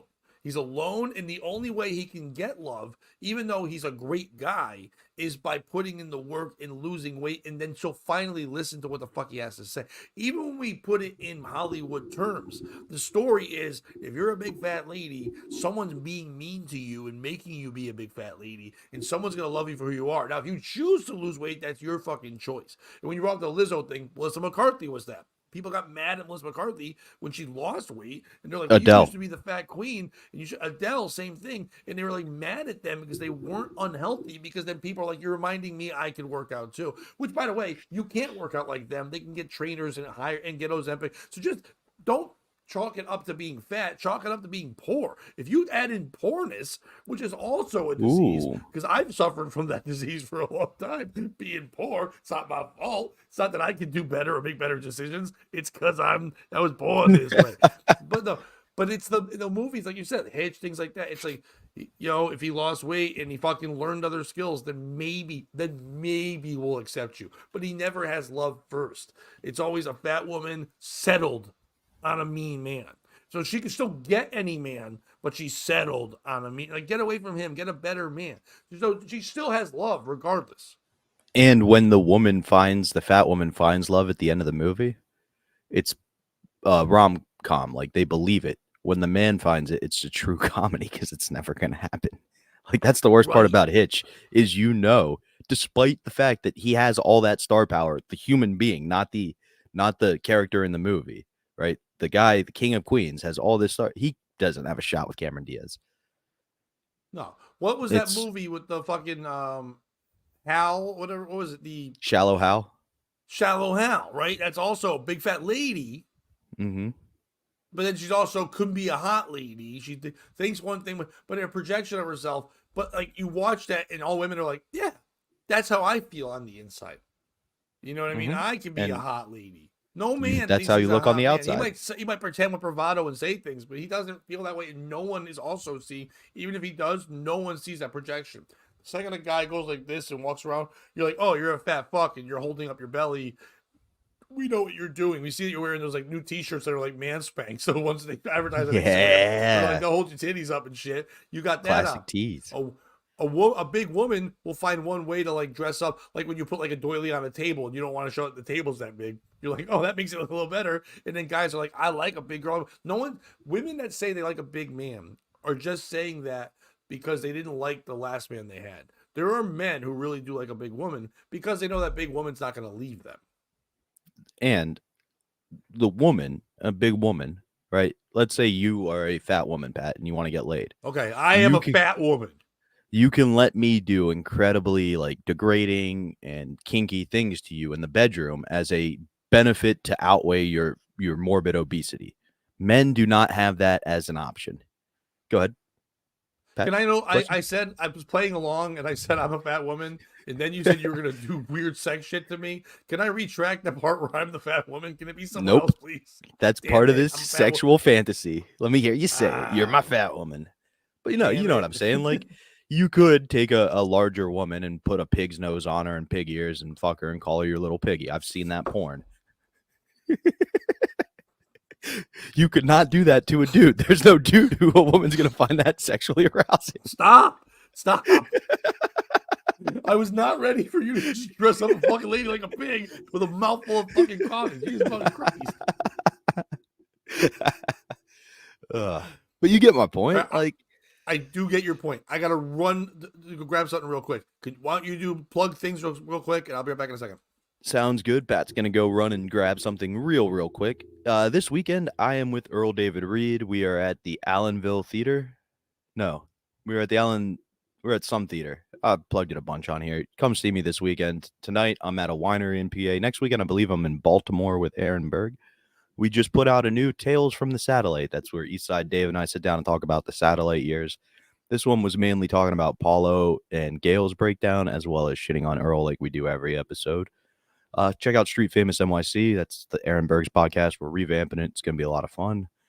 Some other thoughts just to keep in mind. Yes, I see Dominic. You scored 2 points. Very good. Just if you are a fat man, the Alan Berry. Thank you, Terry Nee, for remembering where I'm actually at. Jesus Christ, I couldn't remember my plugs. Pat's back. Thank 2 God. points. Yeah, we addressed We're that gone, when you you were got gone. 2 I ran out of points. plugs quick. I ran out of plugs real quick. What I like better is I walk in, I go, if you are a fat man, I'm like, are we searching? We're finding the best fat man out there. Terry Nee. The best part is I couldn't remember where I was Saturday. Terry's got my whole plug there. Yes, the Allen Berry Theater in Boiling Springs, Pennsylvania. Thank you so much, Terry. If you're in that area, come out, buddy. Listen, Dude, come I'm gonna out, say Terry. this. It's 5 minutes away. We may not have big numbers when it comes to our show, but our viewers, I don't want to say fans. I think that's always fucked up. I think we're all fans of each other. I enjoy everyone that writes things in here, whatever. Goddamn, do they actually pay attention? Yeah, dude. It's the one thing I really do enjoy. That we say something from a while back, no one's like, I don't remember that. They're like, yeah, I remember 4 weeks ago when you also called that guy gay. Like, yeah. Here, let me remind you. Here's exactly what you said. I would even say most of these people I know well enough in our chat to call friends at this point. Like, it's pretty awesome. But as Pat, Dan Brown has said on stage before, a stranger is only a friend you haven't met yet. His mom told him that, and that's why he got sex trafficked. Dan Brown's the man. Yeah. God, I got to see him soon. Pat, why don't you give your plugs while I go run to the bathroom quick? I like. All this right, I will give 2 plugs. But first of all, last night, you go ahead, Bob. I'll just this is part of the plug, so you're fine. First of all, last night when I was at Comics Mohegan Sun, I did run into comedian Mike Cannon. If you know Mike Cannon, very funny comic, is a guest on all the Gas Digital stuff like that. Was just telling me about how well his recording of his latest special he did at New York Comedy Club in Stamford, Connecticut went. So please, when that comes out, check that out. Mike is a funny fucking guy. It was good to see him last night, and check that out. If you can like and subscribe, there, boom. That's all you gotta do. Hit the like on this fucking video. Subscribe to the channel. We appreciate you. If you get over on the Patreon, we're starting to build that up again. Where all the shows are going over there right away. Pretty soon, the replays of some of these shows, at least 1 or 2 a week, are going to be only over there. So go on over and support for as little as $3. It helps out the show and all that kind of things. Or you can Venmo us and we'll split that money up. Thank you for everyone that did reach out and do that already today. We really do appreciate you on that. We're not going to steel toe it up and shake a thing and any bullshit like that. But things coming up. Bobby and I have talked about on the show that we're going to be trying to do some more shows together over the summer. I think Bobby's going to talk about a little bit later on, but there might be one show that we were promoting that might be canceled because the place might be closing. So we'll talk about that really soon. But my album, new recording, my 4th album, will be recorded August 8th through 10th. It'll be at Mohegan Sun, the casino in Connecticut, at the comedy club called Comics. The links are not up yet for sale, but when we get closer to the early summer, they'll be up then. And if you're in that area, anywhere in New England area, or want to come out and stay in the night or do whatever, come be with us. Bobby will be there as well. We'll probably do a podcast, at least one from the place there. So come check that out. If you are in Connecticut next week, I've got a show on Friday at the Riverwalk Social. Come and check that one out. My headliner is a guy who was in jail for a while and talks about when he got fucked in the butt. So that'll be a fun time for everybody there. And Bobby is back on the Bobby and I both walked in the perfect time. Bobby's just finished doing coke, and now he's ready to talk more. Hell yeah, let's do some fucking talking. Can I hope you. I don't think you'll mind. Can I mention one thing real quick, and then you get into as much detail as you want about it?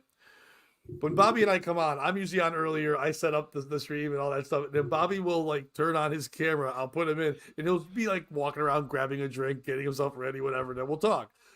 As Bobby turned on the camera, he walks away, and I just hear, "Would you shut the fuck up?" And I was just like, "Ooh, Bobby's finally got someone over." But no, it was just he was mad at his phone for making noise. But first of all, I want to apologize for my first thought thinking Bobby's already in a bad relationship.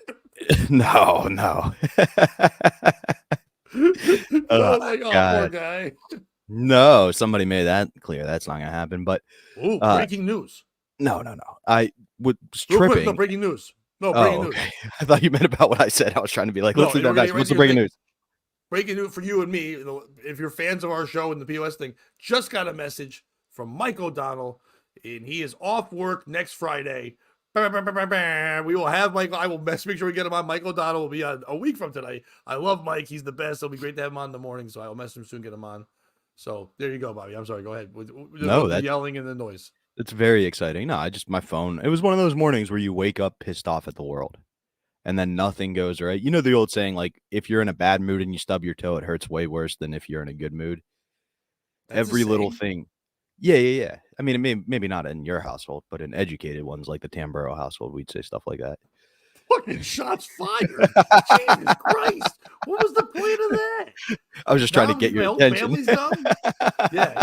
Guess you're getting a visit from Jake, motherfucker. He's going to light you the fuck up. With the exception of Jake.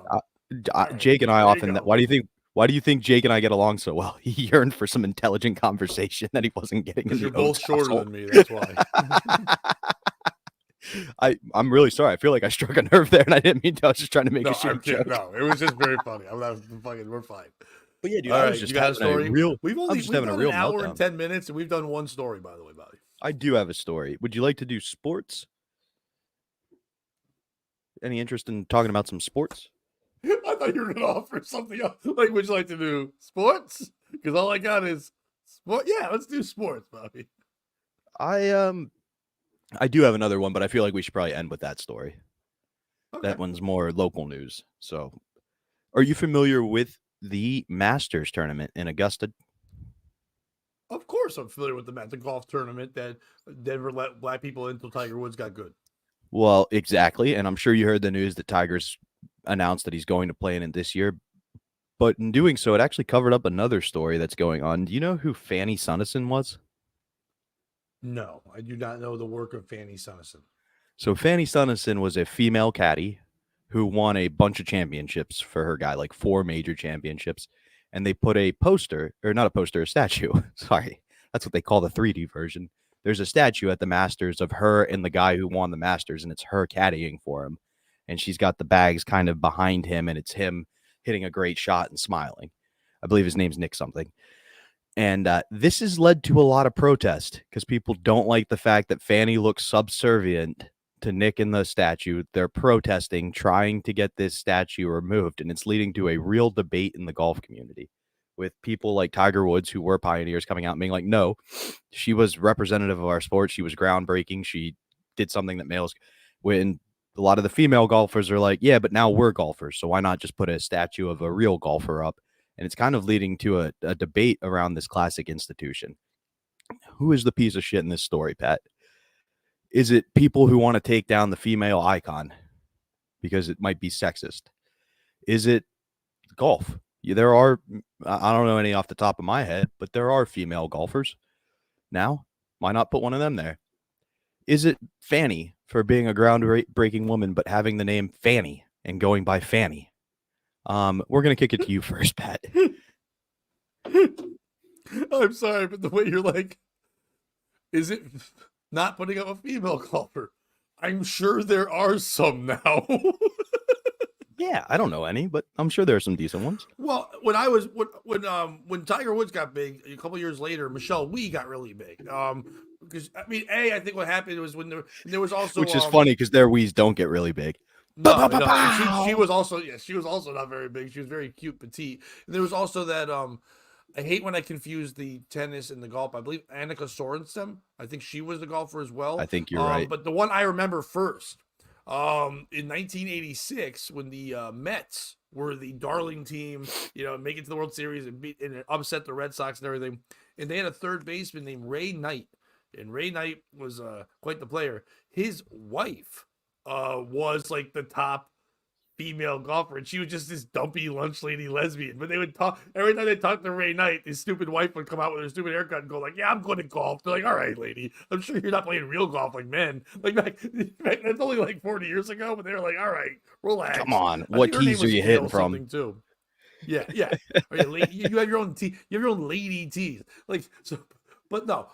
There definitely are women in there. It's not any of the men that are fighting this saying leave her alone. If there is, I think it's the same way when people and I know this is not going to go well, but stay with me. Remember when they decided in Major League Baseball to say, "Hey, we're all going to recognize that Jackie Robinson was black." Like, but I know they were saying other things, but they're basically like, "Remember Jackie Robinson? He was black before other people were black." Like, it was such a weird, like, not to say he was the first black, but like, there's implying that he was, because he played baseball, he played a sport. And yes, he did get moved over there and got to play. And then people were mean during a sport, which, by the way, welcome to 4th grade kickball. People are mean. But like, you want to play, people call you names, fatty, fat, and stuff like that. And then you're like, gay, and then you can't kick. It happens all the time. So when they all decided that the Jackie Robinson's number would be retired, and number 42 would never be worn by anyone else again, once everyone playing that was wearing 42 at the moment retired. Makes sense. And it was only affecting one person, and it was Mariano Rivera, because he was 42. And they're like, fuck. Like, that's the one guy that you can't change his number, so therefore they couldn't change their number. And Mariano's going to get retired as well, but they wanted to retire 42 on every team, so they couldn't have that. And it's not that he didn't do great accomplishments and fight things, but if you're going to do that and do it, you should also do with Satchel Paige. You should also do Buck Henry, a bunch of other people that also played on other teams too and had to deal with it as well. But that being said, it's like a thing you're doing. It's like Rosa Parks, and I'm not just trying to bring up race in it, but it really is like, yes, what you did was symbolic, but to make her like the poster child for sitting in the right seat in the bus is kind of crazy. It's a more of a moment and a thing. Fanny represents women being part of and accepted in golf. Has been always a white male driven sport. And yes, they play at other places too, but to play with the Masters, think about the name, the Masters. I mean, you can say what you want where that came from. It's down south, and they're called the Masters because they're thought of being number one.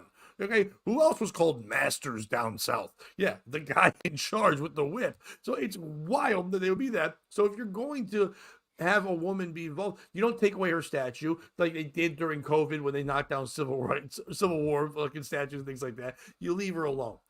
It's not anyone for naming her Fanny. I'm guessing her real name is not Fanny. It's like Faniel or Fandrew. Nathaniel. I don't know. Nathaniel. Yeah, Mike Tyson named her.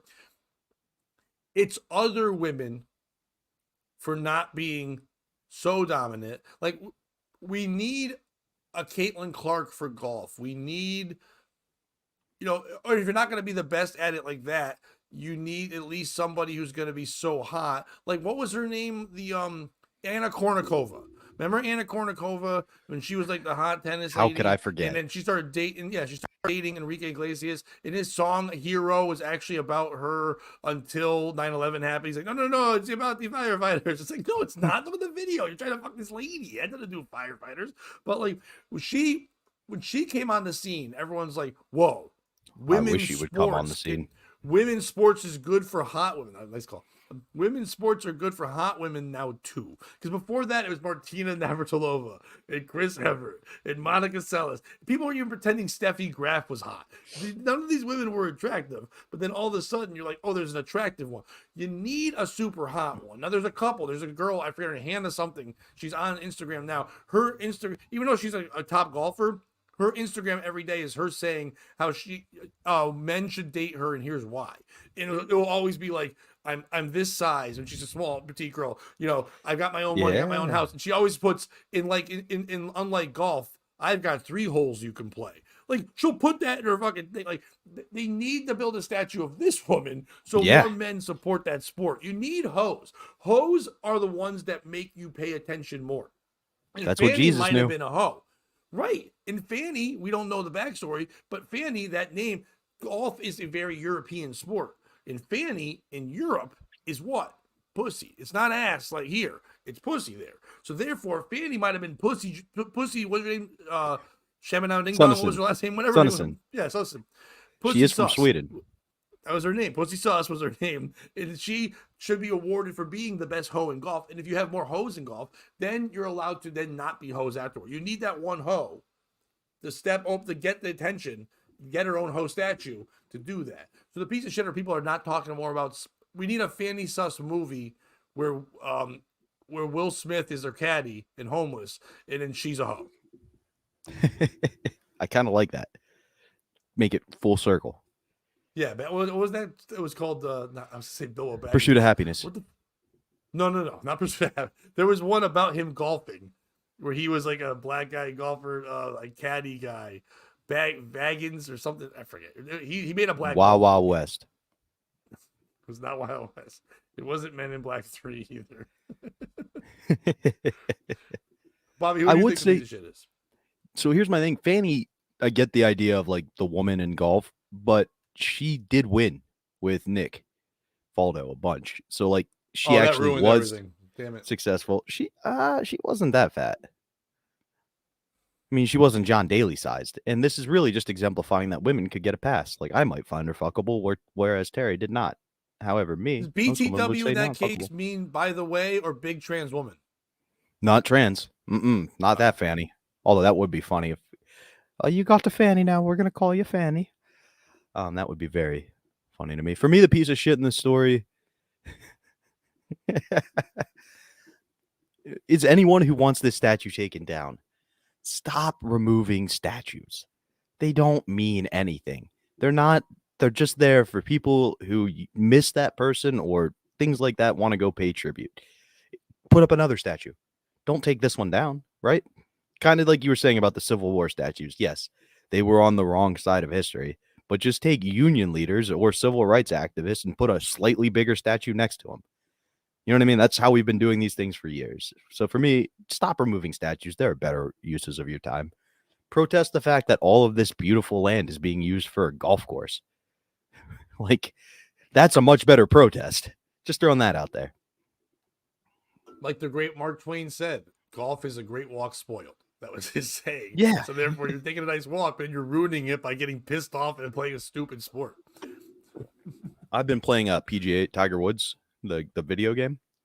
And yesterday it dawned on me that this thing I'm doing to relax is just pissing me off more than I was before I started playing the video game. Like, I'm just going to go bowling.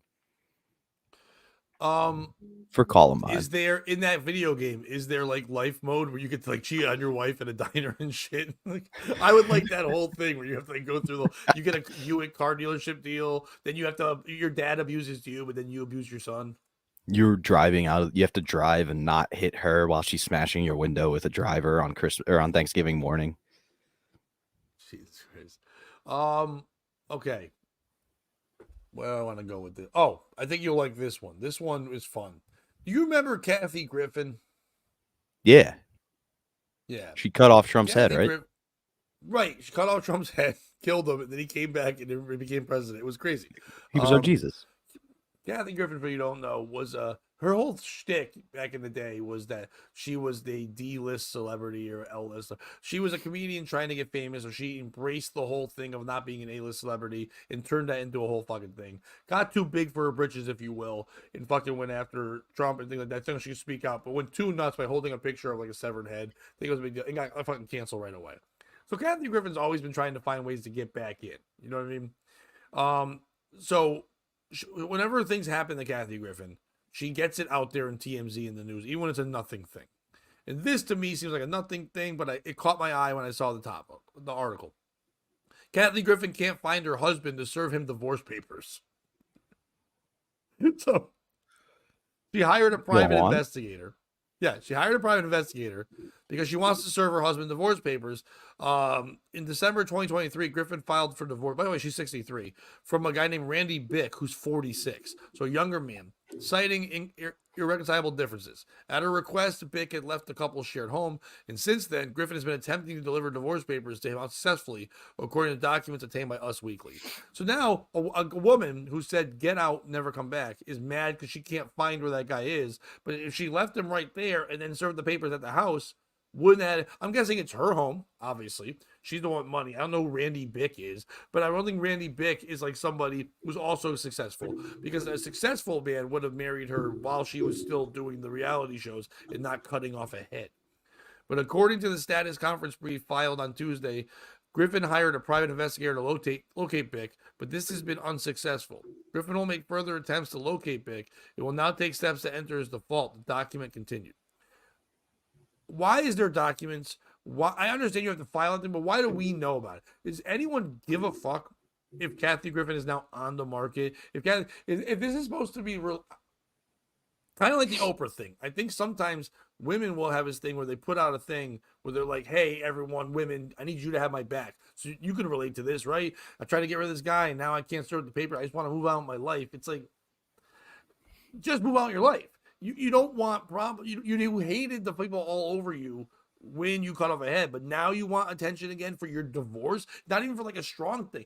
Maybe you shouldn't be talking about that part. Maybe you should talk about how like you're moving on from a divorce. Maybe you should lean into saying that marriage drove you to be so crazy that you did whatever.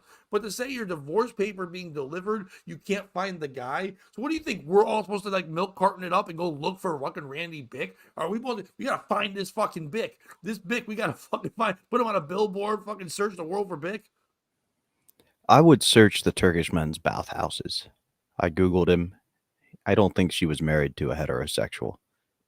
No, she was not. Her big fan base was gay men anyway. Yeah. She definitely just married a guy to be in a reality show with her. A food and wine festival has reportedly led the comedian to meet Bick in 2011, food and wine festival. And she began dating him after meeting him at the event. The pair briefly separated in 2018. God help me, but I'm going to be one of those people who announce a breakup. She said, after 7 years, Randy and I have decided to part ways. It's not a chrome. I don't know that word. And I will always adore him. I guess we're not mad. The couple got back together in 2019, and on January 1st, 2020, they were married. So on New Year's Day. So even that, her wedding ruined everyone's day. And we were married at Griffin's home in a ceremony officiated by Lily Tomlin.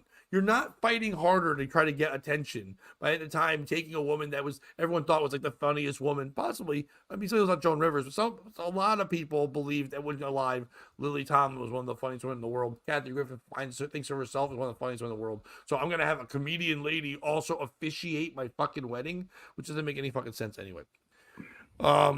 Tomlin joked during the ceremony that what was supposed to be a shallow toot it and boot it one night stand between toot it and boot. Is that a saying? No. What's toot it? Blow? I think it means she's gonna suck his dick. Toot on the dick And then take off. Toot it and boot it is suck a dick and take off. All right. Thanks, Bobby. Between Griffin I could be mistaken. No, I appreciate you're like, I've been told this before. We're doing the old toot and boot. Like, God damn it, the old toot and boot. Toot boot boogie. Wasn't that a song? That'd be my favorite. Yeah, you know what, Ari? Sue, you're right. You know what? Why don't I do that? Why don't I become trans and become the funniest woman of all time? I think I'd have a good running. It'd be fun. I don't think I have to be trans. I think I have to just identify as a woman, right? I don't know how this works, but you're already in my top 5 funniest women, so just I can be without the transition. Ms. Mr. Pat. Just Ms. Mr. The formerly Mr. Pat. Right. The artist formerly known as Mr. Pat. They stayed together. They couldn't do whatever. Fuck it. I don't give a fuck what this lady. So she talks about the whole article is just about their marriage and breaking up 10 fucking years ago. But it never says anything else. Except for the next article underneath is, fuck all of you. Kathy Griffin goes off on first Valentine's Day since divorcing Pilot. So she, in Valentine's Day, apparently, told everyone to fuck off because she was going to get divorced. And now can't find the guy she's trying to get divorced from. And he's just milking this for everything it's worth. Who's the piece of shit in this story? Is it Kathy Griffin for telling people about her fucking divorce and how we can't find the guy to serve papers and this, that, whatever? Who gives a fuck? I mean, whatever happened to fucking just like putting your shit? I know we talk politics all day. Back in when I was growing up, back in my day, old man shit, but whatever. You didn't talk about politics or religion at the dinner table, and you didn't talk shit about your relationships. Even if it was going sour, you kind of just kept that quiet. I get it; she's in the public eye, but she's not really in the public eye. No one thought about Kathy Griffin. If I went on here and said, name the top 50 funniest women of all times, she's so out of the zeitgeist that nobody would even thought of her. When she did have specials and things like that, you wouldn't have named her. You know what I mean? You wouldn't even think of this woman, but now she's coming out and saying this. Is it her for fucking putting this all out there? Is it people writing these articles like popculture.com? Now, I get it. They need to put things out there, but that's so far down the pop culture list. There's so many other things you can give a fuck about before that. Is it Harry Bick? Or whatever the fuck his name is. Henry Bick, Randy. I'm feeling Dick, Randy. Randy, yeah. Randy Dix, whatever the fuck he is. Is it that guy? For not just tell her where you are. Like, I'm sure he got away from this because she was probably making him nuts. Like, how come I'm not famous anymore? You weren't famous when we met. Why can't we do this? Da, da, da, da, da. You know, it's like, yeah, yes, everybody. I wouldn't have to change my name if I was trans. I'm aware. Yes, Saturday Night Live broke that first by saying it's Pat. You don't think I went through that all through my school years and fucking hated life and hated that fucking show? Yes, for a while I couldn't watch Saturday Night Live because everyone's like, it's Pat. It's like, fuck off twice. I know where my dick is.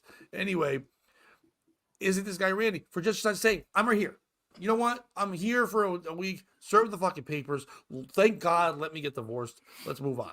Even if he's waiting to see the papers and then fucking just dealing with a lawyer afterwards, just fucking stop her from having the spotlight. All you have to do, dude, is fucking tell her where you are and stop having the spotlight.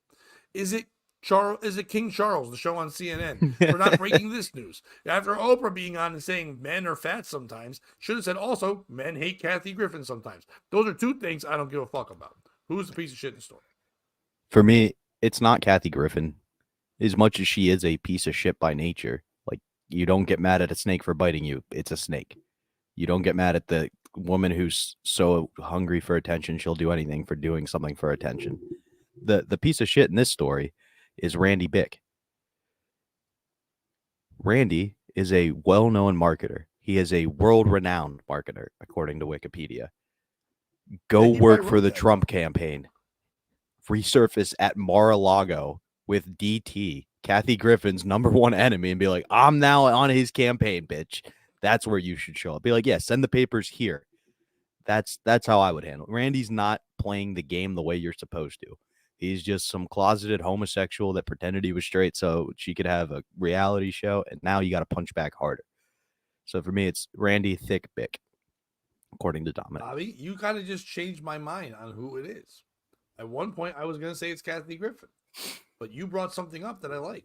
The piece of shit in the story is Donald Trump, because Donald Trump should have the ultimate lean in. He should have already, the second this happened, he should have found this guy. And remember how many people got on his back when she did that stupid shit? They were like, yeah, we got you, man, because, like, yeah, it's fucked up. We should have a severed head. The new vice president nominee should be Randy Bick. The man who had to live with the woman who made him feel like shit, that attacked our fucking president of the United States, the man that's going to make America great again, make America Griffinless again. That's the new MAGA. We have Bick here. We battle it. We don't want any fucking Griffin. That's what we got. You got Trump and Bick 2024. Fucking thick should Bick. be done. If you're paying attention, yeah. The orange Bick. Like, that's what it should be fucking. That's it. We need that now, Donald Trump. Get on your shit. You're not paying attention. I'm no arguments here. Nice. I'm sure there's a lot of arguments. People like that is the guy's a self-proclaimed great marketer because he put it on Wikipedia himself. I had to Google it. The fact that he has a Wikipedia is crazy for marketing. You ain't famous.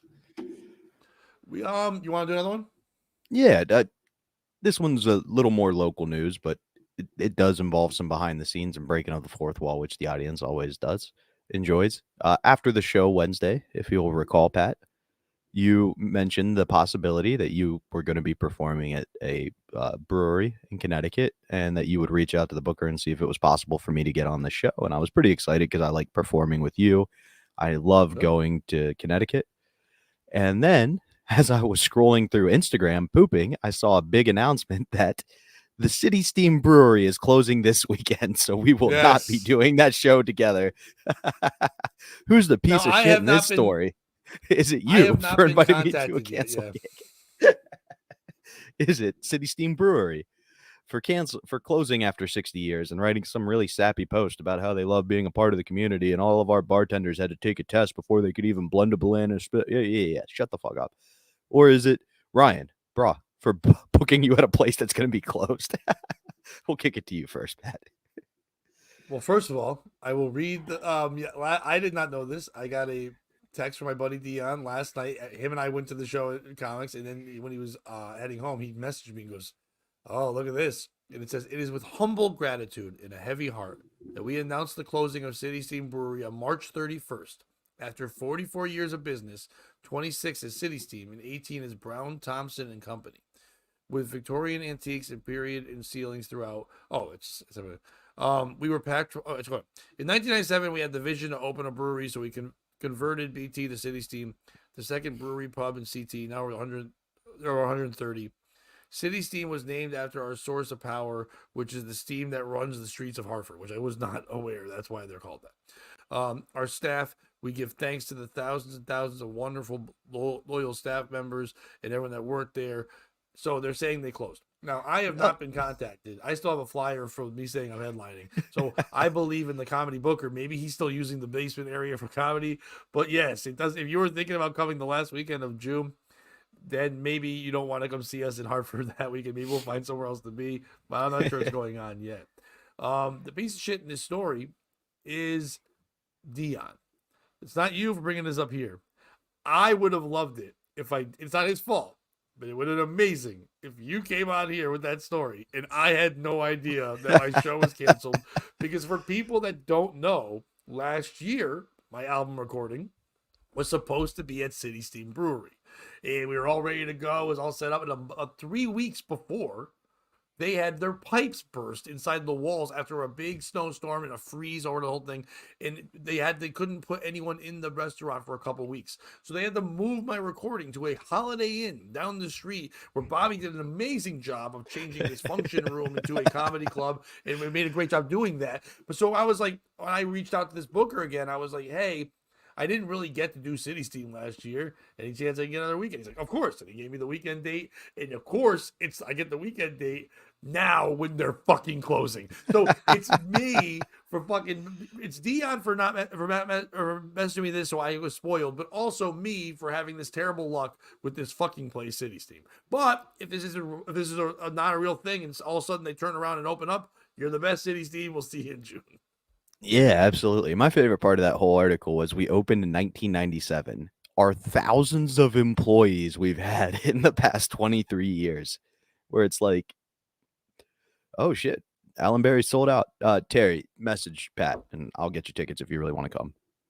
I can hook that up. But they were like in 1997 we had thousands of employees between then and 2024, and it's like that's not a good sign for your brewery. It's a lot of turnover. Yes, but you've seen the place before too, right? Oh, no, you never went. I went once. We did do it together. You went with me when they had to do the upstairs and they were renovating the downstairs. Yep. It's like a Cheesecake Factory where it's got like 4 floors, and they've got so many things going on with bartenders and like functions and things of that nature that at a time I would say staff is probably over 50 at a time. With everything, with the cooks, maybe even more than that. So yes, the turnover of all that stuff, definitely that many years, I could see that being that number. It's not like a tiny little place where it's like you have like 12 waitresses or something like that. They have like, dozens of waitresses, cooking staff, management. There's management for like every floor, everything that goes on. There was like the food manager, the kitchen manager, the Chris, the guy who ran the place. There was a trivia manager and an entertainment guy. Like they had way too much staff. One of the other reasons why they're probably closing is because they had too many fucking chefs. Yeah, my that's what I was gonna get at is I think City Steam may have done this to themselves, and that's why for me, if they don't reopen, they're the piece of shit. But if they reopen and they have us, they're the best, and we love them. Well, what's happened is the piece of shit is the fucking government for not addressing why rent and leases and everything are going up, but pay is not going up. Because I would assume the only reason why you close something that's been 44 years, when you still have a staff on board and people are still going and people want breweries and food, it's not like they don't have a thing people fucking want.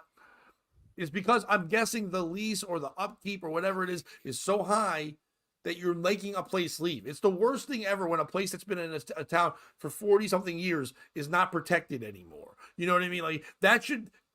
I think if you're a restaurant in a town and it's more than 25 years, you should get the label of historic landmark, and you should be getting the help from the cities. When I was working at Joker's Wild, running that on that historic street, Sally's and Pepe's were there. That whole street was labeled historic in New Haven. We couldn't even just do work on the facade or the front without being it passed through the Historic Society, because it had to match up with everything else on the streets. They would help with a little bit of money, but they made sure that you stayed open. If you couldn't stay open, at least made sure that the place looked intact or good for the rest of the traffic on the street. So there should be something there, because what else in Hartford besides crackheads and broken dreams has been lasting 44 years? That's all I could think of. Mainly the crackheads. I always think of the crackheads, especially this time of year with their allergies and everything. I feel bad. Did you see Dominic's comment real quick? Yes. Oh man, wouldn't it be the shit? And I would believe that. Don, if you don't think I thought that, like the second I got sent that, they're like, I'm usually not somebody that gets in my Bobby and I talk about it. I'm usually pretty good at like not doing those kind of things and getting upset or whatever. You know, when things happen in life, if someone else gets something that I don't, whatever, I'm like, oh, good for them. There's many doors and avenues. But whenever a show gets canceled of mine and they say it's like the venue or whatever, or somebody bails on a show and says they can't do a show with me and they have something else going on and they say one thing, I still search their social media to make sure they're not lying. To see it. Yeah, make sure it's not you. Yeah. We've all done it's not that. the schedule changing. And good morning, Brandon, by the way. Brandon's in there as well. So yeah, the piece of shit, Bobby, is actually you and I, because now we've got an open weekend, January 20th, 20th, whatever it is. So if you know what, maybe if that doesn't work, maybe we need to we talked about Mike O'Donnell. Maybe we need to start talking about maybe Comedy Zone or something. We need to do something in Harrisburg. That would be lovely. Talking about that forever. We need to do that. We have to get in the right things there. If you're from that area, we got to do that. I'm getting blurry for some reason. I've got another story, but I think that on a Friday, we've been doing it for a little while. I think we're good. Unless you got something else, I think we're good closing up. No, I think let's get out of here. We did a good one, and we'll see everybody Monday. I hope everybody has a great weekend. On Monday, we have one of our first returning guests, B. Lee, will be back on Monday. I'm excited about that. And then Friday, hopefully they get it, Mike O'Donnell. And then Wednesday, Bobby, you got somebody, I guess? I believe so, but I don't want to give the name away. So that gives me time to find somebody. Or we'll just do one like this. But we thank everyone that was in the chat: Terry and Aaron and V and Dominic and Brandon and Stormy, Smokey, and everyone else that was jumping in. That I did not mention. But we appreciate all you guys for watching. What? V was one of the guys. Yes. I thought you said me. I was like, I'm supposed to thank you, Bobby. You're welcome back. Don't fucking thank me. Fucking me. But we appreciate it. Please subscribe, like, all the fun things. Go back and watch the old ones. Share the shows. Also on your social media. If you could be like, hey, you know, share the old thing. Share the channel, whatever. Please do that. We appreciate that you guys are helping us grow it. I hope we all have a great fucking weekend. I'm going to go watch my son play rugby. His school is in Massachusetts, but he's coming to Connecticut to go battle Sacred Heart. So fuck you, Sacred Heart. We're going to fuck you up tomorrow and watch him beat some people up. We'll have fun with that. And then we'll see you guys all on Monday. And Bobby, leave us with a word of wisdom. A good way if you're trying to lose weight is to throw up after you eat. Throw up. But then eat something not too gross. So therefore, when you throw it, don't do eggs. Don't do spaghetti. That'll be something weird. Easy. Think of a thing that is good coming back up. Exactly. On that note, don't be a